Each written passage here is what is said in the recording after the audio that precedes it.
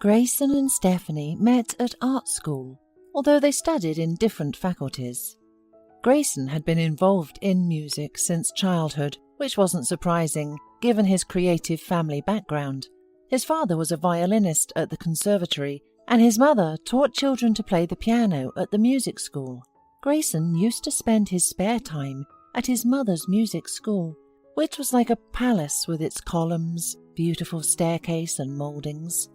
The sound of different instruments could be heard from behind every door. Greyson chose the guitar and studied it with great enthusiasm. He had no doubts about his future path. Things were different for Stephany.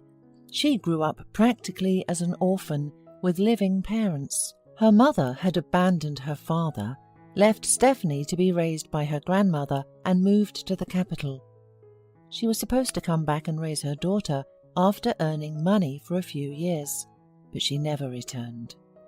Stephany's mother got married and had children in her new family, a boy and a girl. Not once in many years did she visit Stephany, ask about her problems or offer any help. Stephany could only rely on herself and her grandmother, and they lived mostly on the old woman's modest pension. Stephany's mother sent remittances from time to time, but they were rare and irregular. The girl had a part-time job in high school, babysitting for her neighbours' toddlers and walking dogs. If she had any free time, she spent it reading books, which she loved. She couldn't afford to buy new editions, but the internet and the library helped her out. That's why, after graduating from school, Stephany wanted to become a librarian. Stephany's classmates tried to find suitors by attending events at the Aeronautical and Medical College, but Stephany met Greyson by chance at her own college. After a lecture, Stephany had some questions to discuss with the teacher. Therefore, she was walking back along the now empty corridor when she heard the sound of a guitar. The playing was so magical to her that she could not resist looking into the auditorium, where she saw a handsome, dark-haired guy on stage, playing alone, apparently rehearsing. Stephany listened, and when the sounds died down she applauded. Greyson bowed playfully. Soon they started spending all their spare time together, and that summer they went on a real expedition to remote villages in their homeland. They recorded local folklore. Stephany wrote down the words of the songs, and Greyson captured the melodies. Later, this came in handy for their diploma works. By the time the young couple graduated from college, Stephany had already become a part of Greyson's family. When the couple decided to get married, Greyson's parents were thrilled. Not only was Stephany modest and hard-working, but she and Greyson also shared many interests. When they were together, they never ran out of things to talk about. The wedding was held in June, when the nights are so short that they seem to fly by. They quickly found work. Greyson became a teacher at an art school, and Stephany got a job at the same library she had loved since childhood. They rented an apartment and spent their spare time shopping for various trinkets to decorate their cozy home. However, the idyllic life began to change about 6 months later. Stephany's work schedule didn't match Greyson's, and soon she started coming home later and later. One day, when Greyson forgot some important notes and went home at 9:30 in the morning, he found that Stephany was not there, although the library opened much later. Although he trusted Stephany, he was concerned and asked for an explanation. "Did you go out this morning?" "I returned for forgotten papers and no one was home," Greyson asked Stephany. "I went to the market," Stephany replied. "Oh, that's good. By the way, I forgot to ask yesterday, why did you come home so late?" continued Greyson. "Margaret is sick. She has a small child and needed help. It turns out she has a bad heart, so she won't be healthy anymore." Apparently Margaret needed support all the time. She asked Stephany to babysit her son while she was at the doctor's office, or to help prepare for her birthday party. In short, one thing or another. Greyson had never been jealous, but suddenly he felt that he was no longer the first priority in Stephany's life. Sometime later, coming out of the entrance in the morning, he saw Margaret jogging in a beautiful tracksuit. She jogged past him, waving her hand, and Greyson was so confused that he did not even call out to her. In the evening, when he came home, he found Stephany wasn't at home again. Her number was unavailable. Then he looked up Margaret's phone number and called. "Hi, Margaret, is Stephany with you?" asked Greyson, afraid of hearing that his hunch would turn out to be true. "What makes you think that?" wondered Margaret. "I haven't seen her in ages." "That's strange. How's your heart? Don't you need any help any more?" "My heart?" Margaret was finally confused, but immediately began to figure out what was going on. "My heart, dear Greyson, is as healthy as a horse's, and as for Stephany, she's spreading lies." Greyson said goodbye to Margaret and hung up. Whatever the meaning of Stephany's strange behaviour, he was not going to discuss his wife with anyone.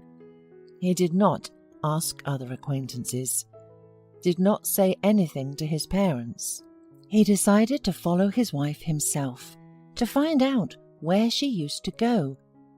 It was also very unpleasant and humiliating, but Greyson could not do otherwise. It was not in his character to make a scandal without understanding the situation. Besides, he didn't want to look like a gullible fool either. He took the day off and pretended to go to work as usual, while he went not far from the house and waited. Half an hour later, Stephany came out. She was obviously in a hurry to go somewhere. If she had called a cab and left, he would have lost sight of her, but his wife went to the bus stop. Greyson managed to follow her unnoticed, and then boarded the same crowded bus, only through another door. Stephany made it almost to the final stop. This caused Greyson to be even more surprised.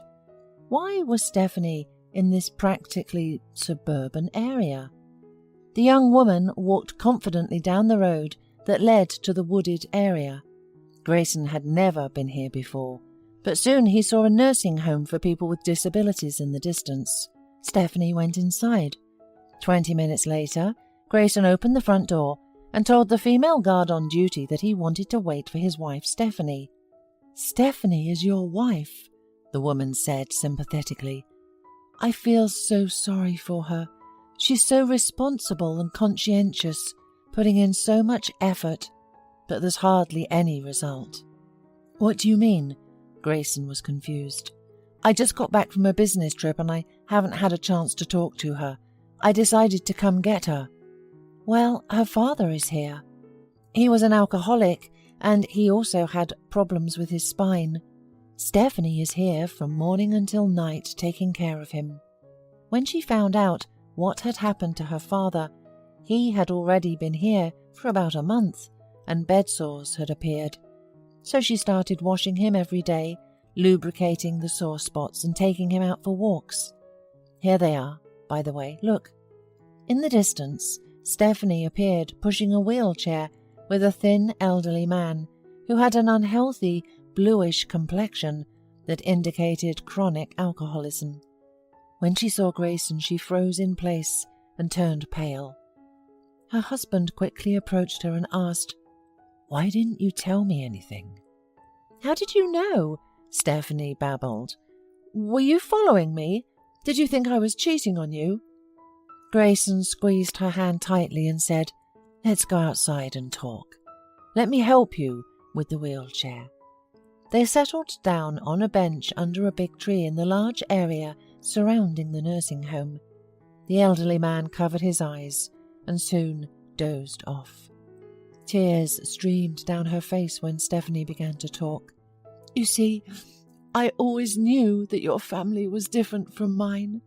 Your cultured and kind parents accepted me so well, while I have a mother who doesn't need me and a father who traded everything for a bottle.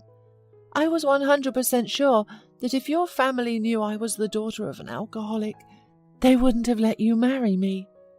Greyson resented her words and said, "What nonsense! Your father is one thing, and you are quite another." "Wait," Stephany interrupted. "Let me tell you the whole story. It wasn't difficult for me to keep silent about my father because he didn't live with us. I only remember his constant drinking bouts and scandals with my mother from my distant childhood. There wasn't any extra money at home because he drank it all away. He never stayed at a job for long, would work for 2 or 3 weeks and then get drunk. After my mum, I knew he was with one woman and then another, but they were such ladies that you couldn't look at them without pity. I hadn't seen him in years, and the news came through mutual acquaintances.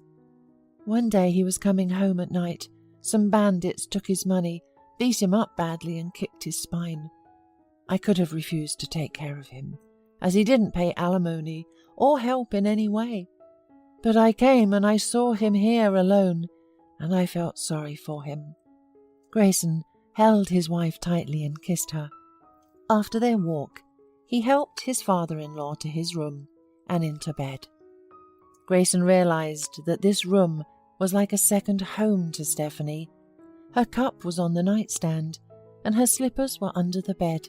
However, Greyson couldn't allow his wife to continue spending so much time every day taking care of her father. That evening, he consulted with his parents, who took the situation to heart. Greyson didn't reveal the real truth for Stephany's silence, but simply asked for their help. He knew that his mother had connections in medical circles, and a suitable option was quickly found. Stephany's father was transferred to a good clinic, where comprehensive treatment was started, including treatment for alcohol addiction. The hospital was located in the centre, which was very convenient and could be reached in just 15 minutes by foot. Stephany's father began to feel himself much better, and the doctor's prognosis were optimistic. Greyson and Stephany swore to each other that they would no longer have any secrets from each other.